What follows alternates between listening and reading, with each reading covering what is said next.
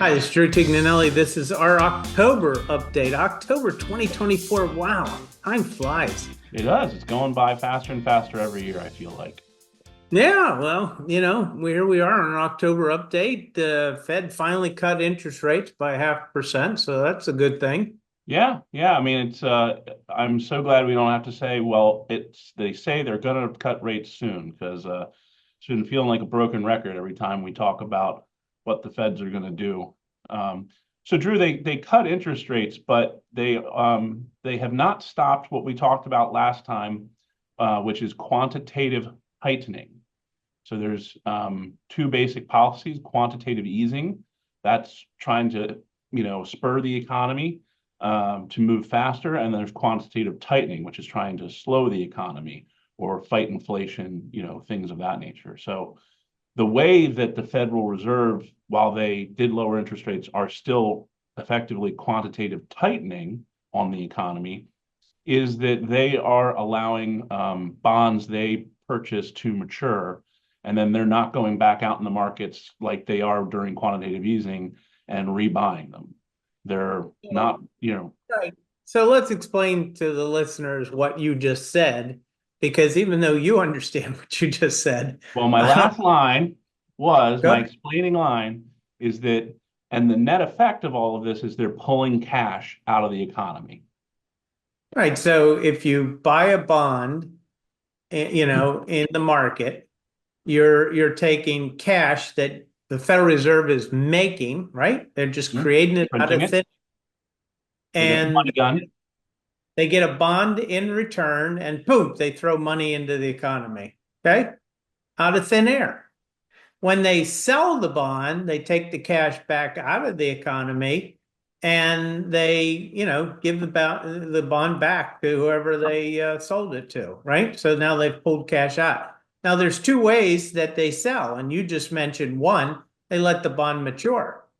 So the bond matures, and when they threw the money into the economy, now it matures and that cash comes back to them, and they don't put it back into the economy.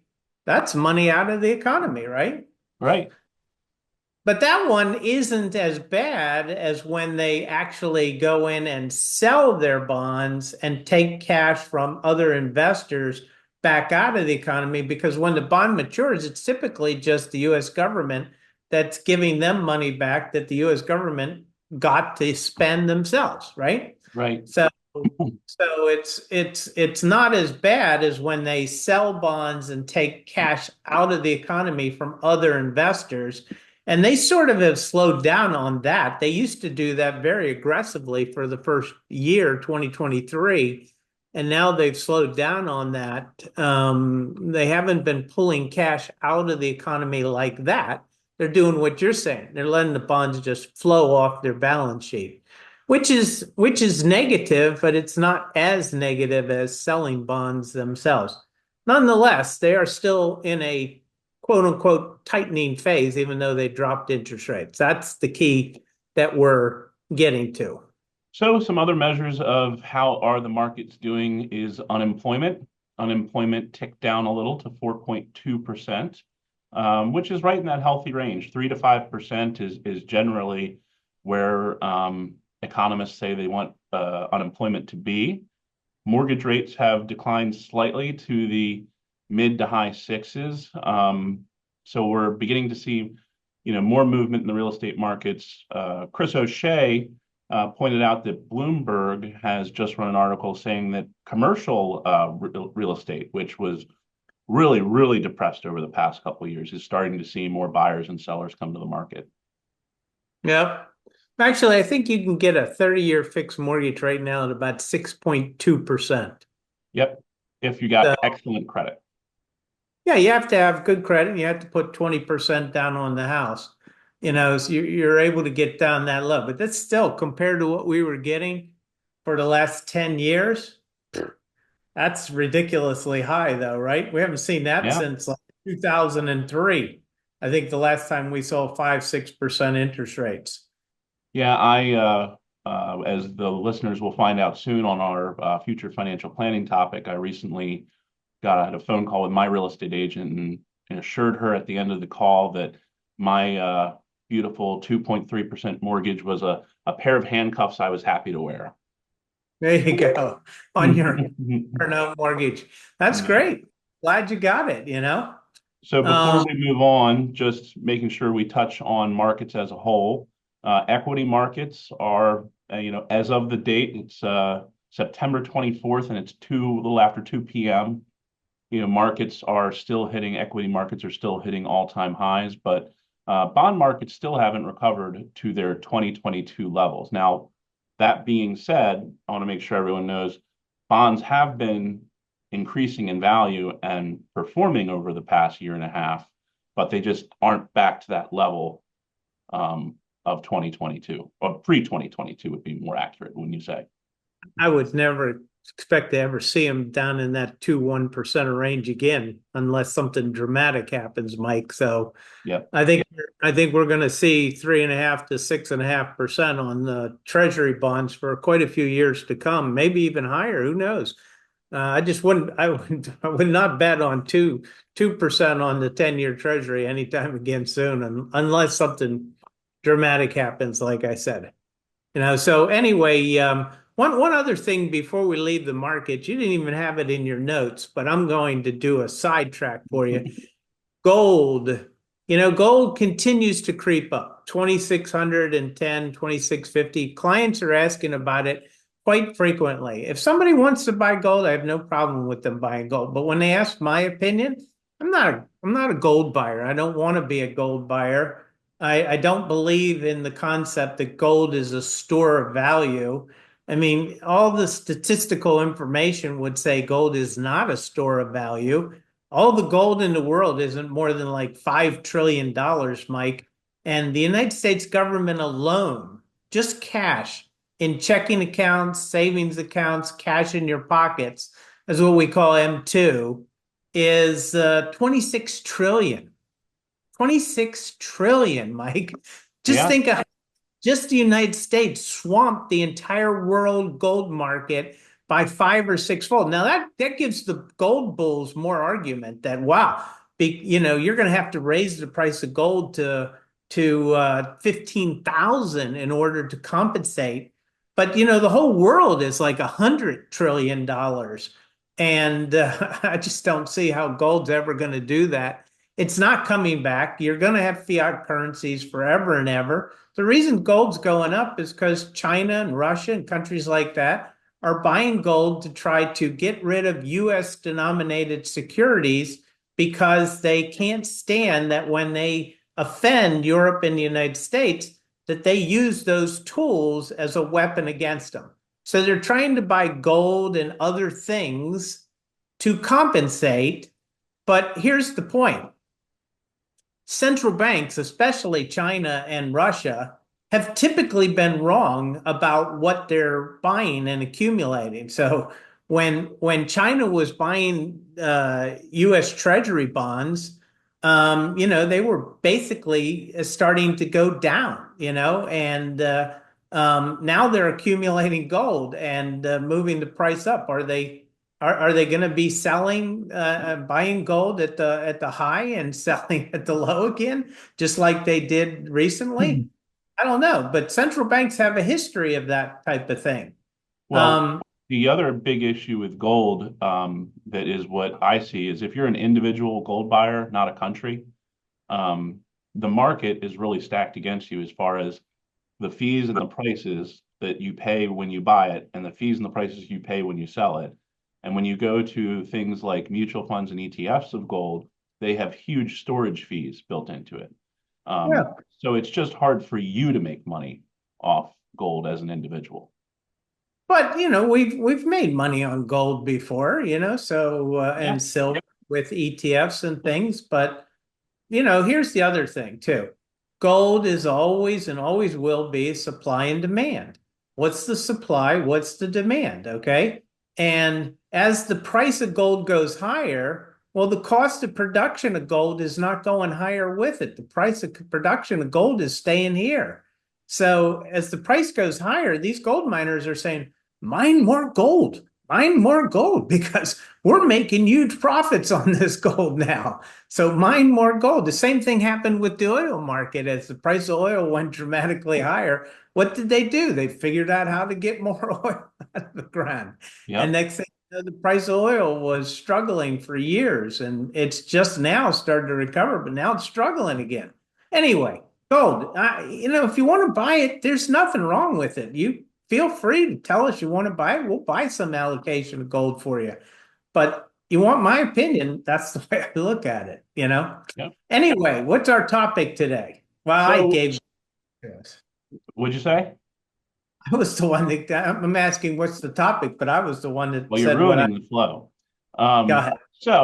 A Just lot of the clients will have seen in the news, or maybe have seen in the news, some people don't always watch those types of programs, that there was a major class action lawsuit. And I'm not sure if it's the whole country, but as of August 14th in the state of Maryland, where I'm sitting, uh, uh, sellers no longer have to provide buyer's agents a commission. So you want to go into it a little bit? It was your topic. Yeah, I mean, you made the point. See, there was a monopoly. That's what the lawsuit was about. That if you were going to sell the house, you had to provide a buyer fee commission, and so you were stuck with this 5, 6, 7% commission, and you really didn't have a choice if you wanted to have an agent, multiple list your house, and so forth and so forth. So somebody brought a lawsuit against them as monopolistic and price fixing, and they won. And they won a settlement for like, I don't know, $2 billion total. Different brokerage firms and the National Association of Realtors had to put up to pay off this lawsuit, claiming no wrongdoing. But it changed the landscape of how buyers are now treated. So the seller goes in and has a contract with the seller, and Seller's it's for agent. seller agent, and that's only for what they want to pay the selling agent. Now, the selling agent can say to them, "Hey, we should offer a buyer's fee also," and the seller can agree now to that if they want to. But now the buyer and the buyer's agent have their own contract they had to sign and had to agree to. And that's where it gets interesting, Mike. Go ahead. Well, so if you choose to work with a buyer's agent, the buyer's agent will not. I mean, what I was told is they are not able to, but they will not show you any houses, take any listings, doing anything like that till you sign an agreement with them, which on the government side of things discloses to you what the fees you'll pay are going to be in a more clear way. Which, as Drew and I know, the government telling us how to tell clients information in a much more clear way generally means just more pages um, that no one reads. But that's buyer's agent, that agent who's going to take you around to see houses and kind of hold your hand through the transaction. They're going to say in their agreement, hey, for whatever our negotiated rate is, 2.5%, 3%. If the seller isn't offering a buyer's agent fee of at least that amount, you're going to make it up for me at closing. So that'll be an added cost on you at closing. And, Yeah. um, you know, I think for a lot of people, especially first-time home buyers, that's going to mean that the amount of cash you have to come to the table with will be higher than it was before. Possibly. Yeah, But the key to this is that you have to read that buyer's contract. And first off, most buyer's contracts have a thing in there that says you're into a 6 month or a year commitment to them. And unless you had excluded a house purchase during that period of time, if for some reason you buy a house without them, they still get a commission. And to me, that's an automatic red flag. I do not want you. If you take me to a house and you tell me here's a cool house that I ought to look at, and I buy that house, I should pay you a commission. But if I find a house on my own, I don't want a provision in your contract that says I have to pay you because I found the perfect house for myself. Here's my point, Mike. I think that this new regime where the buyer and the seller agent are no longer allowed to boom, plug everything together, that it would have been ridiculous for me to buy a house without a buyer's agent when the seller's offering a 6% commission. Somebody's going to take it. The selling agent's going to take the full 6% if I walk in and buy that house. So I might as well have a buyer's agent do a lot of work for me and so forth. But now I can go into that house. I can go up to that agent and I can say, yeah, I'm interested in this house. Your commission is 3%. Okay. Well, I don't have an agent. I don't need an agent. I'll negotiate the deal with you. And, you know, and I think buyer's agents and seller's agents colluded against the buyer and the seller to encourage a sale, maybe not to either's benefit. I'm a big I'll talk about that until the cows come home. I most sellers agents and buyers agents didn't like me. They were usually friends of mine, but they didn't like working with me when I was selling or buying real estate because I would never tell them what I was really thinking. And I'd always tell my wife, Bev, don't say anything about what we're thinking. They just need to know what I'm willing to tell them. I'm willing to tell them, hey, I'll look at that house for 800,000. I'll look at that, and that's it. That's all we're telling them, you know. And I think this is a great thing, and I think that all new buyers should think about, can I do this deal on my own? And if I can't, read that buyer's contract, get your lawyer to look at it possibly, and think about what are the provisions in here that I should be most concerned about. And do I need an agent to help me through this deal? That's the thing I'm most concerned about. Now, I'll take a slightly different pause on that. I think Which, if you bought and which is sold not homes, unusual for you. not unusual for us.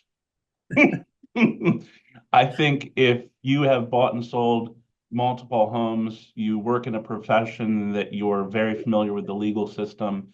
I think what Drew's suggesting is absolutely a viable consideration. I think if you are a new home buyer, if you're a new buyer and you've not done this before, I do think they're, not, and all agents aren't the same. All financial advisors aren't created the same. I hear you. I I haven't think found that if one you're a yet. new buyer, hopefully you get a good agent, and for that, at least that first home purchase, I think you're better off than not. Well, that first-time home buyer could also have a father or or whatever, a friend, a mentor who's good at that kind of stuff and could guide them through that too. But I don't disagree with what you're saying. If you're not comfortable with it, get yourself a buyer's agent. That way, you at least Yeah. somebody that's got some experience in the field. But I think this is a great thing for the public. The public just has to realize that it's going to be business as usual unless you take the bull by the horns and say, a new law, new sheriff's in town. I can take the bull by my own horns. Couple things to add on to that is something that I think most people in the real estate market are aware of, but maybe not all. And if you don't know, the real estate agent isn't going to offer this information up. But for a long time, 6% was the going commission. It was three to the buyers, three to the sellers. In more recent years, last 10, 15 years, most agents are willing to accept 5% commission, which is 2.5 on each side of the fence. So at the very least, knowing to negotiate that. Had another Well, point, but yeah, let me give you one more point about real estate buying and selling, especially if you're a Maryland resident, okay? So I get this question all the time, Mike. I just moved to Delaware and I'm selling my Maryland home and they're going to tax me on the sale of my Maryland home. And I'm being told by the agent not to leave Maryland before I sell my house. And I mean, it's a hysteria, but most people just misunderstand what's going on and what you can do about it. Okay. So Drew leaves and moves to Florida. In the interim, he has a home back in Maryland. Okay. And it was his personal residence in Maryland. Now I'm a Florida resident. All right. And Maryland says, hey, Drew, we're going to take a 7% seller's resident tax, non resident tax from the sale of your home the gross price of your home. Okay, so let's say I sell it for 500,000. They want $35,000 in cash. And then you'll get it back when you file your Maryland tax return and tell us how much tax you actually owe. And then you'll get whatever difference is. Why did Maryland do that, Mike? They did it because too many people were skipping out on paying Maryland a tax. So they forced them to give them money, to force them to file the tax return, tell them how much. Well, the simple thing is that if 20 days before your settlement, you tell them and prove to them carte blanche what you're going to owe on that home, they'll either reduce that down to the exact amount of tax you're going to owe, or they'll eliminate it totally if you don't owe any tax. So for example, if it's my personal residence, do you typically pay sales tax on the sale of your personal residence? The answer is no, because you get the 500,000 or $250,000 exclusion if you just do that before settlement. But I haven't yet met a real estate agent that has done that or explained that clearly to their seller or their buyers, or actually it would be their sellers to understand what actually is going on there. And to clarify, the 20 days is the minimum you need to reach out to is it the comptroller? Yeah, it's the comptroller's office, but Okay. there's a very simple email. You send a form in, a 506 AE, MW 506 AE, 506 AE. I think that's it, 506 AE. You fill it out, you say, look, it was my personal residence. Here's what I paid for it. Here's what it's worth. I don't have more than 500,000 on gain. I don't owe you any tax. They look at it, they review it, they see where you've been filing your tax returns. They say, you're right. No tax. Boom. They send a letter off to settlement. No tax We withheld. recently helped a client with this and we were more than 30 days out and we still barely got it by closing. Yeah, So but just I give them mean, as much time as you can. yeah, give it the good amount of time, but just make sure you do it. It's a straightforward thing. Anyway, I would say we're out of time, Mike. Well, we got one last thing before we're out of time. It's just to let everyone know about our webinar this week, or this month. The webinar is going to be tips for Medicare. I wasn't able to confirm, but I believe the article will probably be similar because we've been doing that a lot lately, just kind of doing the same topic in two formats. So keep an eye out for the email for that. And then with that, I would say you're right. We're out of time. It's Drew Tignanelli saying God bless.